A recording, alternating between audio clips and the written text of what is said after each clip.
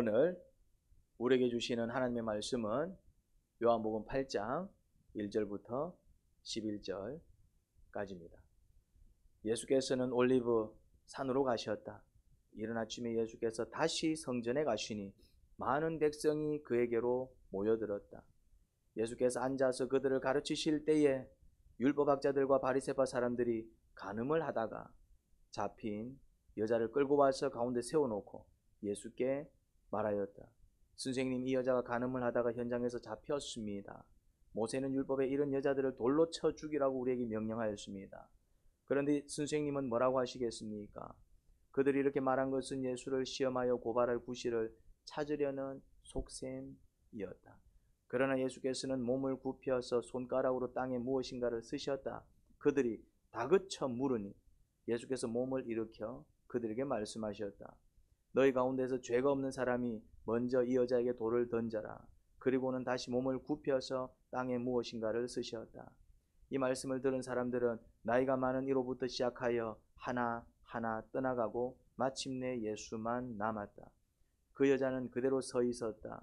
예수께서 몸을 일으키시고 여자에게 말씀하셨다. 여자여, 사람들은 어디에 있느냐? 너를 정죄한 사람이 한 사람도 없느냐? 여자가 대답하였다. 주님, 한 사람도 없습니다. 예수께서 말씀하셨다. 나도 너를 정죄하지 않는다. 가서 이제부터는 다시 죄를 짓지 말아라. 아멘. 예수님께서 올리브산으로 가셨습니다. 예수님은 산에 자주 오르셨어요. 산에 가신 이유가 뭘까요? 예수님께서 등산을 좋아하셨나요? 모르죠. 그럴 수도 있죠. 걷는 걸 좋아하시고. 그런데 산에 가셔서 늘 하셨던 일이 있습니다. 오늘 본문에는 언급되어 있지만은 예수님께서 툭 하면 올라가셔서 하신 게 있습니다. 그게 뭘까요? 기도입니다. 예수님은 늘 기도하기에 힘쓰신 분이었습니다. 그런데 좀 의문이 듭니다. 예수님은 하나님이시잖아요. 신이시잖아요. 기도는 누가 누구한테 하는 겁니까? 사람이 신에게 합니다. 기도하는 이유는 뭡니까? 왜 사람들이 신한테 기도합니까? 때로는 바위를 신 삼아서 기도하기도 하고, 이렇게 또 불심이 좋은 사람은 또 부처상 앞에서 또 기도하기도 하고, 아무튼 사람은 기도합니다. 또 어떻습니까? 또 태양을 또 신처럼 여기는 사람들은, 우리나라도 또 새해가 또 밝아오면은 어떻습니까? 그 달 앞에서 또 그 태양 앞에서 떠오르는 첫 해를 향해 뭘 빕니까? 소원을 빌지요. 자, 기도하는 이유가 무엇입니까? 사람들이 신 앞에 나아가 기도하는 이유가 무엇입니까? 연약하기 때문입니다. 소원은 있는데, 건강했으면 좋겠는데, 건강이 쉽지가 않죠. 성공했으면 좋겠는데, 성공이 쉽지가 않죠. 그러니까 소원은 있지만은, 신 같으면은 뭐가 문제되겠습니까? 원하는 걸 다 이룰 수 있는 존재가 신 아닙니까? 그런데 인간은 그럴 수가 없다 이 말이죠. 소원은 있지만은, 원하는 건 있지만은 그렇게 될 수도 있고 안 될 수도 있고, 안 될 가능성이 더 많으니까, 소원은 있는데 그렇게 될 수 있을까? 그런 의문이 드니까, 그러니까 그것이 신앙이 되어가지고 누구한테 그 소원을 아뢰입니까? 그래서 이제 기도는 연약한 인간이 정말 모든 것을 다 이룰 수 있는 신에게 구하는 것이 기도입니다. 그런데 예수님은 신이시잖아요. 예수님은 하나님이시잖아요. 근데 하나님이 하나님한테 왜 기도하시지요? 그것도 막 시간만 나면 수시로 올라가셔가지고, 예수님은 무슨 기도를 하셨을까요? 무슨 소원이 그렇게 많으셔서 늘 올라가서 그렇게 아뢰셨을까요? 어떤 기도를 했을 것 같아요, 여러분들 생각에? 예수님은 기도할 게 없으신 분입니다. 기도할 게 있어서 올라간 게 아닙니다. 그러면 왜 올라가셨어요, 그러면? 그럼 왜 기도하셨어요? 기도할 것도 없는데 왜 기도하셨냐고. 사랑하는 연인들이 자주 만납니다. 수시로 만납니다. 왜 만날까요? 그래, 그거 뭐지? 연인들 얘기는 그래 잘 맞추면서 왜 하나님이, 예수님이 하나님 찾아간 걸 그래 못 맞추는데 이해가 안 돼. 어? 어? 어? 연인들은 할 말이 있어서 만나는 게 아닙니다. 가만 들어보면 막 수시로 만나. 카톡 수시로 하고 막 수시로 전화하고 가만 들어보면은 시덥잖은 얘기예요. 상사가 나를 갈고 들어부터 시작이가 그 얘기를 말하는데 했던 얘기 또 하고 했던 얘기 또 하고. 근데 그 사람들은 했던 얘기 또 하고 했던 얘기 또 해가면서 왜 자꾸 만납니까? 그 사람들은 대화에 관심이 있는 게 아닙니다.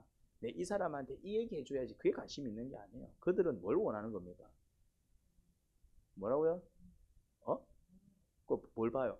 사람은 만나는 게 목적이다 이 말이에요. 그냥 그 사람이 좋은 거예요. 그 사람이 좋으니까 이 말했다, 저 말했다, 했던 말 또 하고 막 했던 영화 또 보고 또 했던 데 또 가고 막 그게 중요한 게 아닙니다. 그 사람들한테는 뭐가 중요합니까? 그냥 내가 사랑하는 사람 늘 자주 볼 수 있고 오히려 연락 안 하면 연락 안 한다고 난리를 치지요. 예수님은 할 말도 없으면서 기도할 것도 없는데 기도할 게 없어요. 예수님 뭘 기도하겠습니까? 건강 달라고 기도하시겠어요? 예수님 뭐 성공시켜 달라고 기도하겠어요? 예수님 뭐 집 한 채 달라고 기도하시겠어요? 예수님 스스로 얼마든지 해결할 수 있는 분이신데 그런데 왜 예수님은 하나님을 찾아가냐 이 말이죠. 할 말도 없으면서 기도할 것도 없으면서 왜 찾아가셨을 것 같아요? 뭐라고요? 에? 우리를 사랑해서가 아니고 하나님을 사랑하니까. 하나님을 사랑하니까네. 늘 봐야 되는 거예요. 하나님을. 예수님은 내 아버지이기 때문에 봐야 되는 거예요. 이유가 있어서 만나는 게 아닙니다. 우리는 이유가 있어서 하나님을 찾지요. 아프니까 하나님을 찾습니다. 낫게 해달라고. 안 아프면 안 찾습니다. 우리는 하나님을 찾죠. 이유가 있어서. 왜요? 좀 잘 됐으면 좋겠다. 좀 이렇게 경제적인 문제가 해결됐으면 좋겠다. 근데 경제적으로 문제가 잘 해결되어 있으면 안 찾습니다. 우리는 하나님을 왜 찾습니까? 하나님이 좋아서 찾는 게 아닙니다. 하나님을 사랑해서 찾는 게 아닙니다. 왜 찾습니까? 내가 사랑하는 게 따로 있습니다. 내가 사랑하는 것을 얻기 위해서 하나님을 찾지요. 그런데 예수님은 뭔가 원하는 게 있어서 하나님을 찾은 게 아닙니다. 원하는 게 없어. 그런데 왜 하나님을 찾았을까요? 그렇다면 답은 한 가지시죠. 예수님은 그냥 하나님이 원하는 겁니다. 그냥 하나님을 원해서 찾아간 거예요. 그냥 하나님. 너 왜 왔는데? 아니 꼭 우리가 이유가 있어야지 만나야 될 사이야? 이러잖아요. 왜 전화해서 꼭 이유가 있어서 전화하는 사이야 우리가? 생각나면 전화하는 거지. 무슨 말 이해됩니까? 하나님을 왜 찾는다고요? 꼭 기도할 게 있어서 하나님을 찾습니까? 물론 기도할 게 있어서 찾을 수도 있겠죠. 근데 예수님과 하나님과의 관계는 어떤 관계입니까? 기도할 게 있으면 찾고 기도할 게 없으면 안 찾는 그런 관계가 아니다 이 말이에요. 기도할 게 없어도 그냥 그 존재만으로도 찾을 수밖에 없는 그런 관계였다 이 말입니다. 아이들 왜 집에 들어옵니까? 아이들 왜 집에 들어와요? 이유가 있습니까? 우리 집이니까. 우리 집이니까 가는데요. 그게 이유 아닙니까? 이 집에 가야 뭐 내가 밥 한 그릇이라도 얻어먹습니다. 물론 거기서 밥을 얻어먹지. 근데 그게 목적이 아니잖아요. 그게 목적이 아니잖아요. 내 집이니까. 내 아버지가 계시고 내 엄마가 계시고. 예수님이 기도를 한 이유는 뭐였다고요? 내 아버지니까 내가 내 아들이 아버지를 찾는데 그게 뭐가 문제야? 여러분 이런 기도를 하셔야 돼요. 처음에는 이유가 있어서 하나님을 찾죠. 그런데 하나님이 어떤 분인지 깨닫고 또 그래서 우리가 예수님을 영접함으로 누리는 축복이 뭡니까? 하나님의 자녀가 된다 이 말입니다. 하나님의 자녀. 그러면은 아들이 딸이 엄마 아빠를 찾는 것은 지극히 당연한 것 아닙니까? 그런 관계가 돼야 된다 이 말입니다. 당연한 관계. 그냥 이유가 있어서 찾습니까? 그런 게 아니다 이 말입니다. 그냥 하나님이 내 아버지니까 찾는 것이죠. 여러분들이 하나님을 그렇게 한번 찾아보십시오. 우리는 하나님을 그렇게 찾지 않으면서 어떤 기대를 합니까? 하나님은 내 일거수 일투족 다 살펴서 하나하나 복을 주시기를 원합니다. 얼마나 욕심꾸러기인지 몰라요. 우리는 하나님한테 필요할 때만 관심을 가지는 그런 미천한 존재이면서 정작 하나님은 어떻게 우리를 대해주시기를 원합니까? 그래서 우리는 사고 일어나면 안 되고 무조건 지켜주셔야 되니까. 우리는 아프면 안 되고 무조건 지켜주셔야 되니까. 조금만 아파도 하나님 어찌하여 아픕니까? 왜 그걸 하나님한테 묻습니까? 지가 관리 잘못해놓고는. 어찌하여 이런 일을 겪게 하십니까? 지가 잘못해서 그런 일을 겪으면서 왜 하나님한테 얘기합니까? 이게 우리 모습이다 이 말입니다. 좋을 때는 내 능력이고 좋을 때는 내가 잘났어. 내가 잘해서. 근데 일 터지면은 나는 잘했는데 하나님이 심술 구져가지고 나한테 꼭 골탕이라도 먹이시는 것처럼 그런 식의 표현을 쓸 때가 참 많습니다. 근데 그 거꾸로지요. 사실은 잘 될 때는 그나마 주께서 은혜를 주셔서 지켜주셨기 때문입니다. 그나마 건강한 이유는 건강하게 살게 하시기 때문이지요. 그런데 이제 우리가 아프기 시작하는 이유가 뭡니까? 경제적 어려움을 겪는 이유가 무엇입니까? 이런저런 순환을 겪는 이유가 무엇입니까? 이유가 뭐라고요? 내 때문입니다. 내가 똑바로 살지 못해서 그렇습니다. 내한테 문제가 있다 이 말입니다. 그런데 우리는 거꾸로 생각하지요. 여러분, 주님을 찾는 이유가 내 필요에 의해서 찾는 단계는 초보적인 단계입니다. 이제 어느 정도 시간이 지나면 정말 주님은 믿고 따를 만한 분이다 그런 확신이 들면은 그때는 이유가 있어서 찾는 게 아닙니다. 그냥 주님이시기 때문에 찾는 것입니다. 그냥 하나님이 내 아버지이기 때문에 찾는 것입니다. 왜 자기 전에 기도 일기를 씁니까? 왜 자기 전에 하나님을 찾습니까? 그래 복을 받기 때문에. 그럼 아직 멀었어요. 왜 여러분들은 새벽마다 기도하러 오십니까? 그래 하나님께서 내 건강 지켜주실 것 같아서. 그럼 아직 멀었습니다. 여러분들은 왜 아침마다 QM 묵상합니까? 그래야 좀 주께서 나를 지켜주시고 나를 인도해 주실 것 같아서. 아직 멀었습니다. 아직 멀었다고 그거는. 그건 어린애 신앙입니다. 이제 성숙된 신앙은 왜 합니까? 큐인 왜 합니까? 이유가 있습니까? 하나님이 내 아버지니까. 자녀가 아버지 말씀 듣는 거 당연한 것 아닙니까? 새벽에 왜 기도합니까? 아니 아들이 딸이 아빠 집에 가서 아빠를 배우는 게 지극히 당연한 거 아니에요? 뭐 이유가 있어서 찾습니까? 이유가 있어서도 찾겠지만 이유가 없어도 찾는 거 아닙니까? 김영삼 대통령이 뭐라고 유명합니까? 다른 거는 차치하고 정말 유명한 게 아니었습니다. 9시만 딱 되면 전화를 합니다. 누구한테? 왜? 전화 내용은 이렇습니다. 아버지 잘 주무셨습니까? 그게 끝이라. 그 다음날 또 아버지 잘 주무셨습니까? 끝이라. 물어보는 게 뭐가 다라고요? 근데 정말 신기한 게 있습니다. 그 아버지는 아침 그 시간만 되면은 아들한테서 오는 전화를 어떻게 하셨다고요? 기다렸어. 별말도 안 해. 그 말이 중요한 게 아닙니다. 뭐가 중요합니까?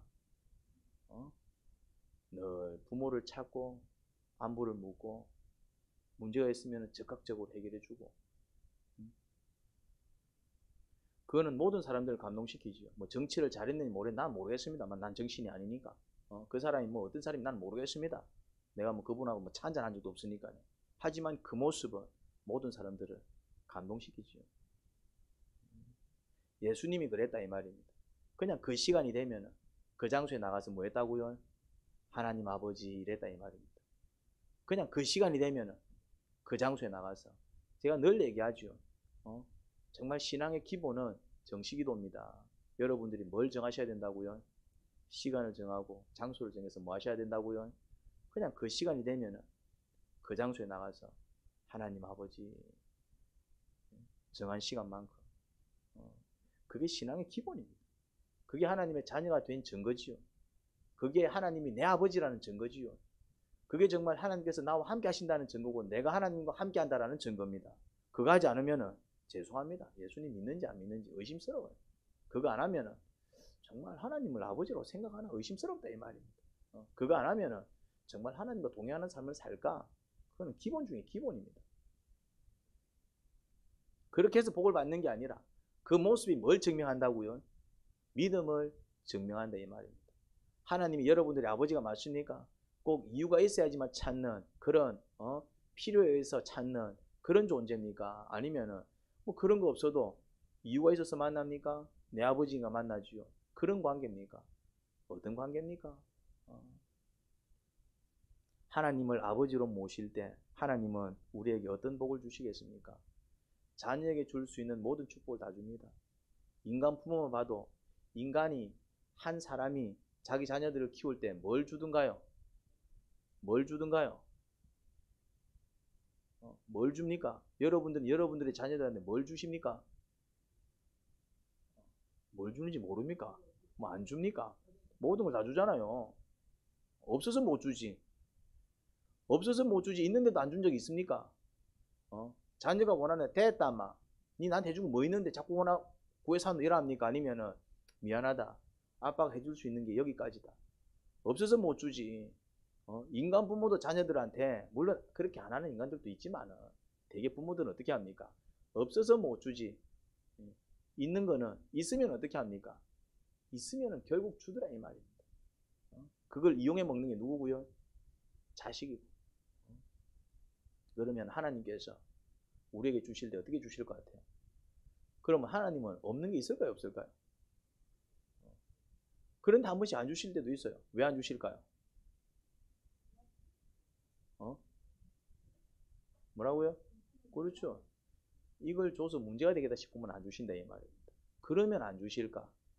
우리도 그럴 때가 있어요. 있는데도 안 줄 때 있습니다. 초콜릿 사주세요. 안 사줄 때 있습니다. 아이고 계속 사줬다가는 문제가 될 수도 있겠다. 내가 한 번씩 우리 애들 핸드폰도 내가 사줬지만은 그 핸드폰을 내가 빼앗아 버립니다. 왜 빼앗습니까? 내가 못됐어서? 아닙니다.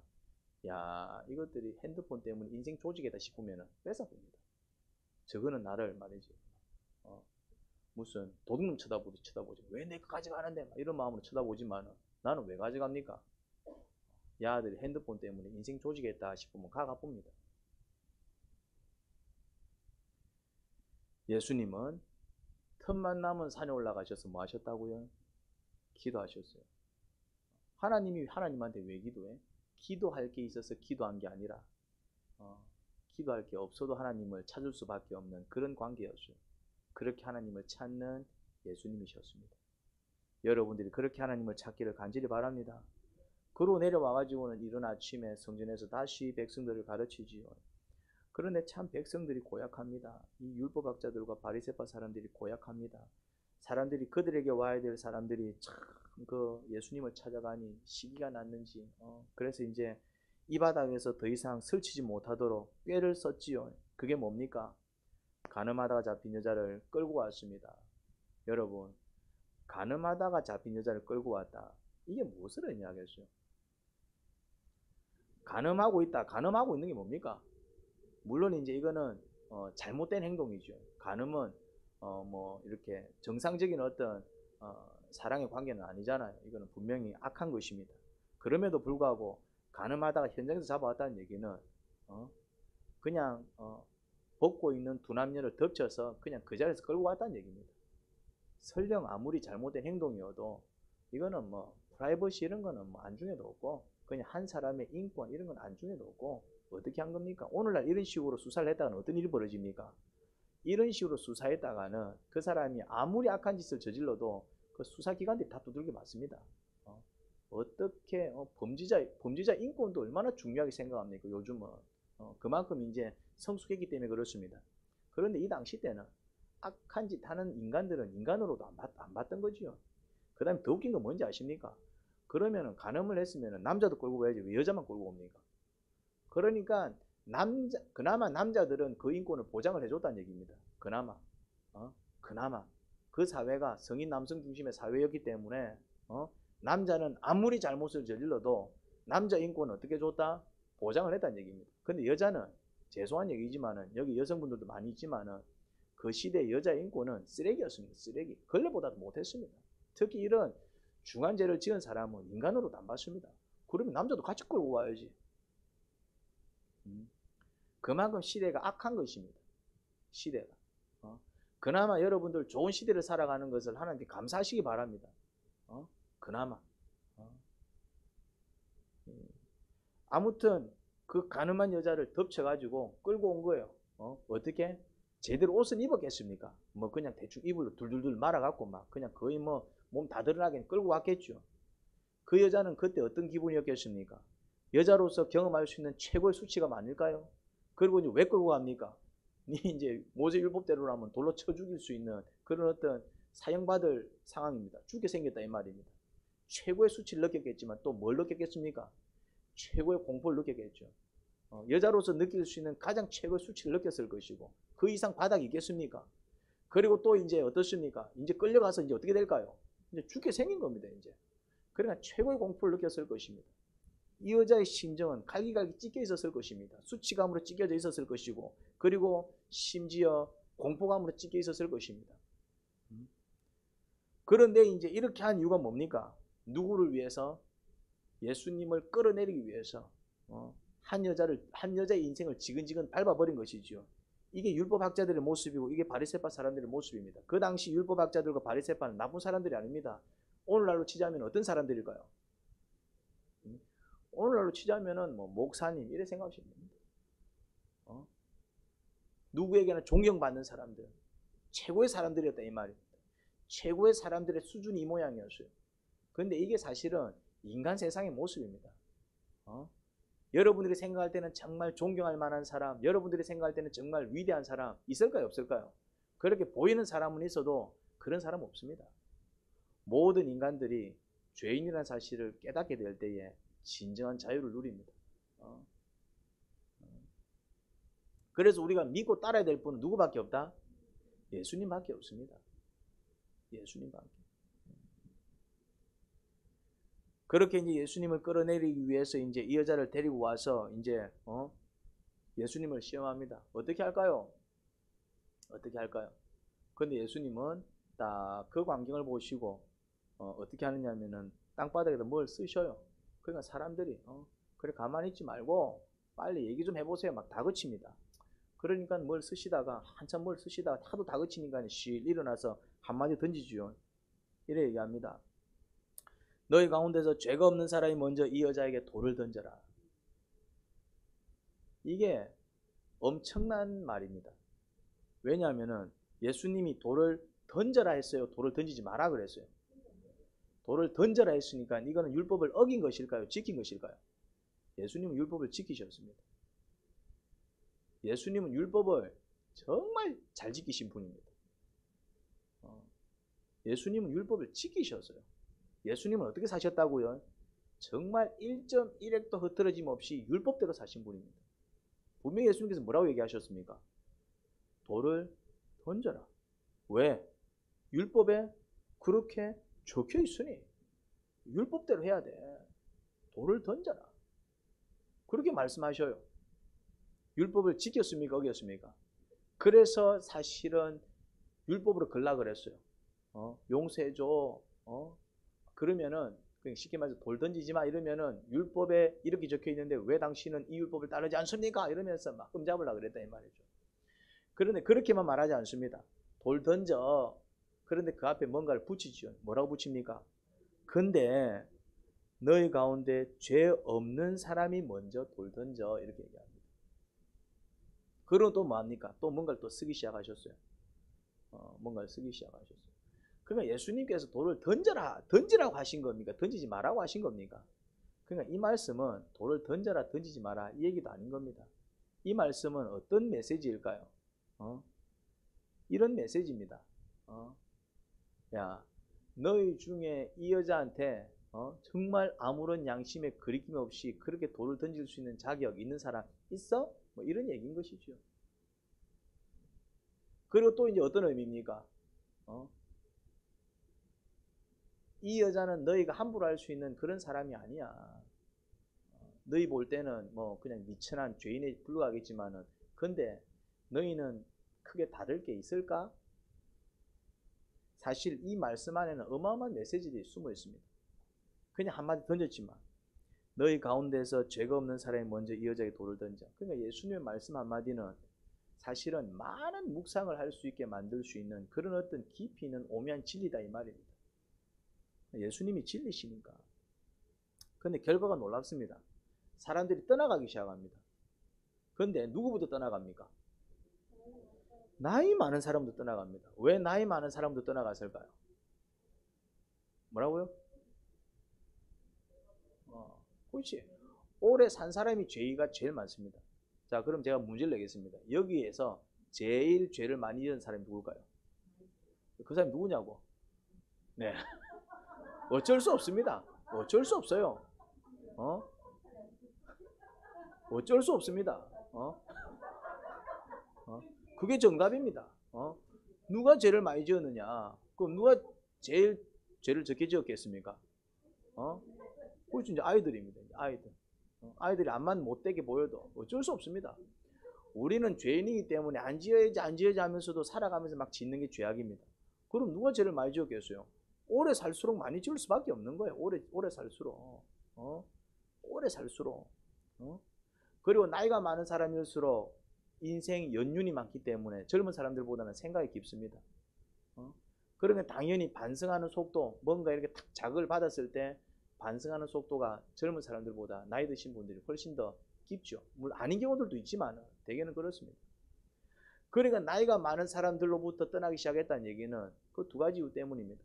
나이가 많을수록 사실은 지은 죄가 많은 거예요. 생각나는 죄악들이 많은 거지요. 그리고 또 이제 연륜이기 때문에, 삶의 연륜이기 때문에 자기를 돌아보는 그 어떤 성찰 능력이 젊은 사람들보다는 아무래도 깊기 때문에 뭔가 팍 찔렸을 겁니다. 그래서 나이 많은 사람들부터 이제 뭔가 이렇게 깨닫고 뭔가 이렇게 자각을 하고 실갑니다. 부끄러움을 느꼈는지. 근데 그 모습을 따라서 젊은 사람들도 한 사람 한 사람 다 떠나가고 마지막에 누구만 남습니까? 예수님만 남죠. 그리고 예수님께서 여자에게 이럽니다. 사람들 어디 갔니? 한 사람도 없어? 이러니까 주님 한 사람도 없습니다. 그런데 이제 지금 예수님만 남아있죠. 예수님은 돌을 던질 수 있는 자격이 됩니다. 죄가 없는 분이니까. 그런데 이렇게 얘기합니다. 나도 너를 정죄하지 않는다. 가서 다시는 죄 짓지 마. 근데 사실은 여기서 핵심 바로 이겁니다. 다시는 죄 짓지 마 이겁니다. 다시는 죄 짓지 마 이겁니다. 이 여자는 벌을 받았습니까? 안 받았습니까? 벌을 받았어요? 무슨 벌을 받았는데요? 이 여자는 벌을 받았어요? 안 받았어요? 벌을 받을 뻔했죠 이제. 근데 사실은 이 여자는 벌을 받았습니다. 이 여자는 벌을 받았습니다. 어떤 벌을 받았을까요? 시급했습니다. 그런 수치 없었을 것이고 그런 공포심 없었을 것입니다. 이 여자는 죽다 살아난 거예요. 이 여자는 벌을 받았습니까? 안 받았습니까? 벌을 받았습니다. 근데 또 벌을 받았습니까? 안 받았습니까? 안 받았습니다. 율법에 의하면 돌에 맞아 죽어야 되는데 약간 이상한 상황 속에 있습니다. 벌을 안 받았어요. 분명히 벌을 받을 뻔했지. 죽을 뻔했지. 죽어야 되는데 사형이다 이 말입니다. 율법대로라면 돌에 맞아 죽어야 됩니다. 그런데 극적으로 안 맞아 죽었어요. 그러니까 벌을 피한 거지요. 그런데 이 여자는 벌을 받았을까요? 안 받았을까요? 근데 벌을 받았어. 혼줄이 났다 이 말입니다. 혼줄이 났다 이 말입니다. 하나님께서 일하시는 방식이 기가 막힙니다. 하나님은 이 여자를 벌을 안 하신 것도 아니고 벌을 하신 것도 아니고 벌을 한 거야 안 한 거야. 주님께서는 벌에 관심이 없으세요. 벌을 했다 안 했다가 중요한 게 아닙니다. 정말 중요한 건 뭡니까? 주님께서 그렇게 벌을 하시는 이유도, 심판하시는 이유도, 주님께서 또 자비를 베푸시는 이유도, 용서하시는 이유도, 주님께서는 뭘 원하실까요? 하나님께서는 뭘 원하실까요? 지옥을 만드신 이유도, 천국을 만드신 이유도, 주님께서는 궁극적으로 우리를 어떻게 하기를 원하실까요? 우리를 구원하기를 원하십니다. 이 여자는 벌을 안 받았어. 왜요? 하나님은 이 여자를 구원하고 싶으니까. 죽여버리면 구원할 수가 없잖아요. 근데 또 이 여자는 사실은 벌을 받았어요. 어마어마한 벌을 받았습니다. 혼줄이 났습니다. 왜 그러면 그런 일을 겪게 하셨을까요? 그것 또한 이 여자를 구원하기 위해서입니다. 이 여자가 혼줄이 났기 때문에, 시급했기 때문에, 간음이라는 죄악으로 말미암아 그렇게 하면 이런 꼴 당하는구나. 사람들한테 끌려와가고 지근지근 내가 죽진 않았지만은 죽는 것보다 더한 어떤 고통을 당했습니다. 수치를 겪고 공포감을 듣고. 그런데 안 죽어서 다행이지만은 다행인 것도 아니야. 그럴 때 주님께서 베푸신 그 자비가 나도 너를 정죄하지 않는다. 이 말씀이 그 사람한테는 감동으로 와닿았던 것입니다. 아무도 나 너한테 돌 안 던질 거야. 아무도 나 너한테 돌 안 던질 거야 했어도 주님께서 나도 너를 정죄하지 않아. 이래도 이 여자 감동받았을까요? 다 뭐 돌 안 던지는데 뭐 예수님 돌 안 던진다고 해서 왜 감동받겠어요? 근데 다 돌 던지겠다고 난리를 치고 있을 때, 다 돌을 던지겠다 돌 하나 들고 있을 때에 그들이 돌을 못 던지도록 막아주시고, 그리고 급기야 돌을 던질 수 있는 자격이 있는데도 불구하고 나도 안 던져 할 때 그 여자의 마음은 어땠을 것 같아요? 이게 바로 주님께서 우리를 구원하시는 방법입니다. 왜 때로는 우리를 큰 질병 속에 몰아넣냐 이 말이지. 하나님께서 왜 때로는 막 큰 어떤 경제적인 어려움 속으로 몰아넣냐 이 말이지. 왜 사람들한테 수치를 당하게 만들고 손가락질을 당하게 만들고, 왜 삶에서 꼭 이런 일을. 근데 사실은 그런 일을 겪은 원인은 누구한테 있습니까? 이 여자가 끌려온 이유가 뭡니까? 쥐가 간음했었잖아요. 이 여자가 왜 돌에 맞아 죽을 뻔했습니까? 쥐가 간음했었잖아요. 이 여자가 왜 수치를 당했습니까? 쥐가 가늠했었잖아요. 무슨 말인지 이해됩니까? 그 원인은 누구한테 있습니까? 자기한테 있습니다. 왜 모든 돈을 다 날려먹었습니까? 지 욕심 때문 아닙니까? 왜 건강 잃었습니까? 자기가 제대로 건강 관리하지 않아서 아닙니까? 왜 아픈 어려움을 겪습니까? 그슬로 올라가 보면 자기한테 잘못이고 자기한테 원인이고 자기한테 아픔이고 자기한테 상처가 있는 것입니다. 물론 억울한 부분도 있겠지만은 그슬 올라가 보면은 결국 그 근본 원인은 누구한테 있다? 자기한테 있는 겁니다. 이유는 있겠죠. 이 여자가 왜 가늠했겠습니까? 아마 먹고 살기 위해서 몸을 파는 여자일 가능성이 높아요. 먹고 살기 위해서 이유는 있을 겁니다. 먹고 살기 위해서. 물론 이유는 있겠지만은 그럼에도 불구하고 율법에서 하지 말라라고 그만 일이요. 성경에서 하지 말라라고 그만 일이요. 그것이 네 인생을 더 불행하게 만들 거야 라고 한 이야기인데 자기는 먹고 살기 위해서, 먹고 사는 문제도 중요하지만은 먹고 살기 위해서 하면 안 되는 짓을 한 것이 원인이 되어가지고 이 지경까지 왔다 이 말입니다. 이 여자는 이제는 먹고 사는 문제가 걸려도 먹고 살기 위해서 간음을 할까요 안 할까요? 안 합니다. 이제는 먹고 사는 문제가 걸려있어도 차라리 내가 굶어 죽으면 굶어 죽었지 간음은 안 할 겁니다. 왜요? 혼줄이 났기 때문에.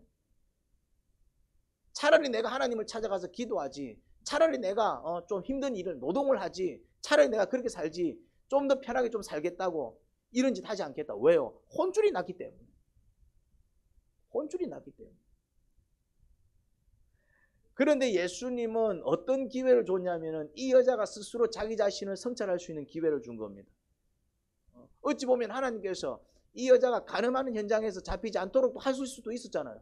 하나님은 그런 능력이 물 위도 그러시는 하나님이신데 예수님이신데 그럼 미리 딱 알고 저 여자 당하겠네 내가 가서 도와줘야지 하실 수도 있잖아요. 제자들이 폭풍을 만나서 태풍을 만난 것도 마찬가지예요.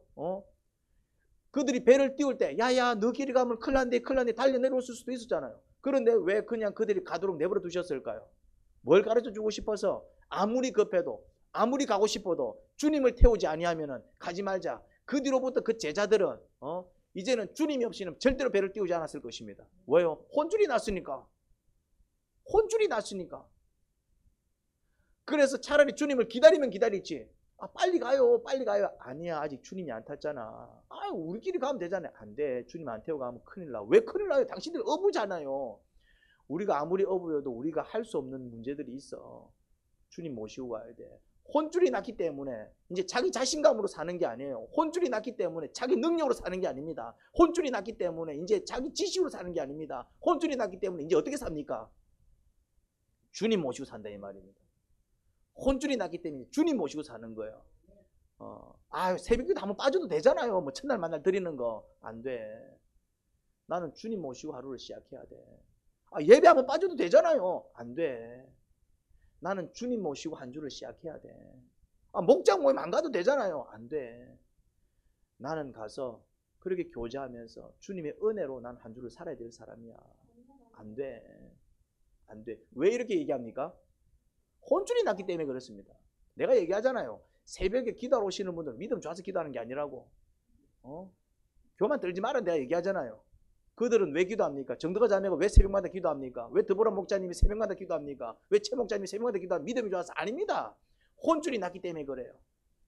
기도 없이 살아가는 하루하루 그것보다 정말 기도할 때 주께서 내 인생을 어떻게 돌보시는지 몸으로 마음으로 느꼈기 때문에 이제 더 이상 뭐 안 날라고? 혼줄 안 날라요. 이 여자는 혼줄이 난 겁니다. 이 여자는 혼줄이 난 거예요.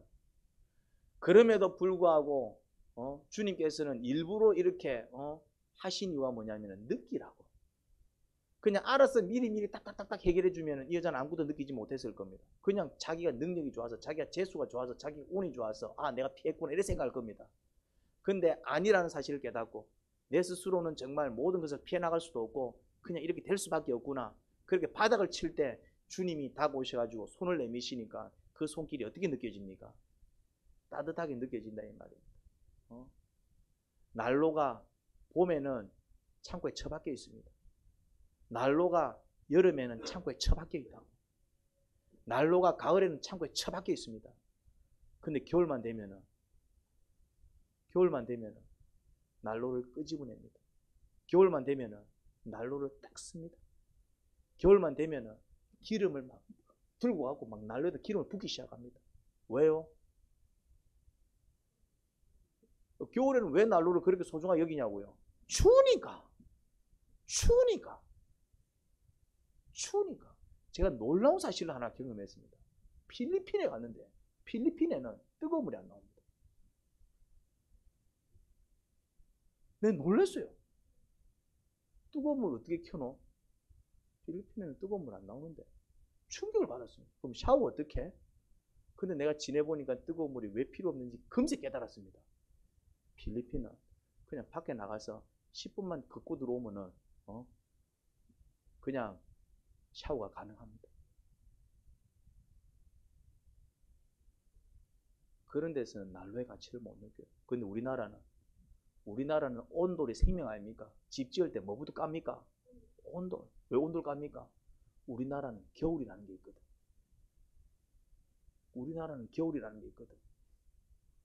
우리나라는 딱 집 지으면은 제일 먼저 뭐부터 넣습니까? 온돌. 이유는요, 겨울 때문입니다. 추위 때문에. 추위에 떨어본 사람들은 아이고 온돌 깔아라. 왜요? 온돌 깔아라. 왜요? 근데 이제 언제 깨닫습니까? 겨울. 이래서 온돌 깔아라 그랬구나. 아이고 이래서 온돌 없었으면 어쩔 뻔했나 봐.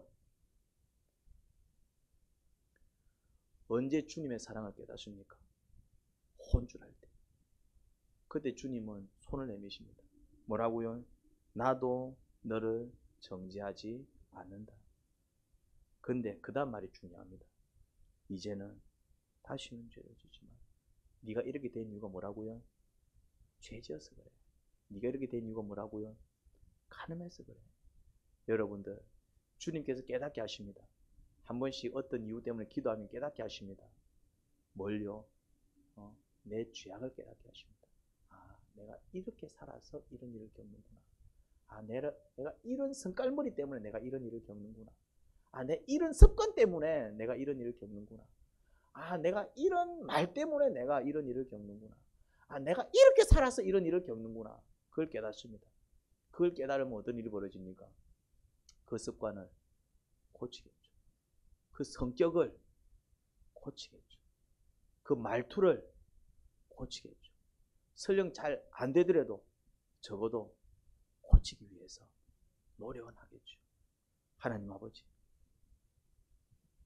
여자는 혼쭐이 났습니다.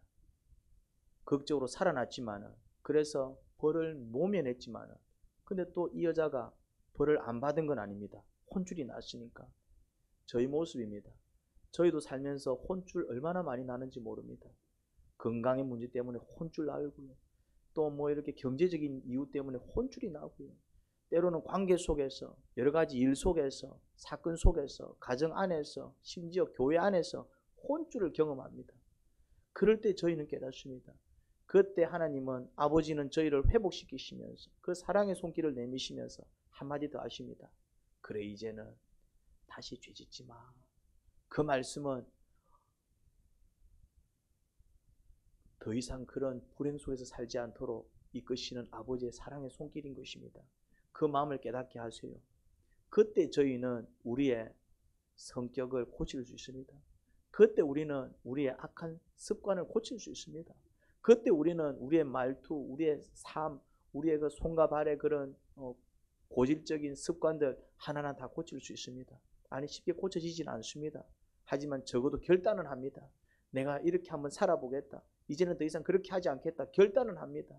그리고 잘 안 되더라도 노력을 합니다. 언제? 혼쭐이 났을 때. 이 혼쭐 또한 사실은 우리를 사랑해서, 그래서 정말 그 저주에서 건지시기 위한 하나님의 구원의 손길인 것을 깨닫습니다. 이제는 돌이키는 인생을 살아가게 하세요. 습관을 뜯어 고치는 인생을 살아가게 하세요. 이제는 성격을 뜯어 고치는 인생을 살아가게 하세요. 내 평생 이렇게 살아왔어. 자기가 살아온 그 방식을 고집하는 고집불통이 아니라 이제는 꺾겠습니다. 이제는 내려놓겠습니다. 하나하나 고쳐주세요. 주님 도와주세요. 내 스스로 못합니다. 도와주세요. 기도하면서 노력하는 자들이 되겠습니다. 주님, 저희들을 새롭게 빚어주세요. 예수님 이름으로 기도합니다. 아멘.